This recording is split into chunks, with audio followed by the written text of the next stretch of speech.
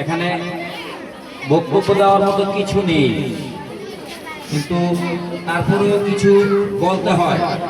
আর আমাদের প্রধান যে মেহমান আমারই কাকা, এই এলাকার স্মৃতি সন্তান মাওলানা মোশাররফ কাকা অনেক গুরুত্বপূর্ণ আলোচনা করেছেন, এবং এই আলোচনার প্রেক্ষিতে আমি ওনাকে সাধুবাদ জানাই। এবং প্রান্তীয় ছোট শিক্ষার্থী এবং অভিভাবক বিন্দু আপনারা যারা আছেন, আপনাদের সাথে আমিও কিছু এই সম্পর্কে আলোচনা করার জন্য এখানে দাঁড়িয়েছি। আসলে আজকে আমি যা বলবো আপনারা হয়তো শুনবেন, জানবেন, বুঝবেন, কিন্তু এখান থেকে হয়তোবা আগামীতে কিছু করার পরিকল্পনা করবেন। আজকেই কিন্তু নিজেকে পরিবর্তন করা সম্ভব না, একদিনে কোনো কিছু হয় না।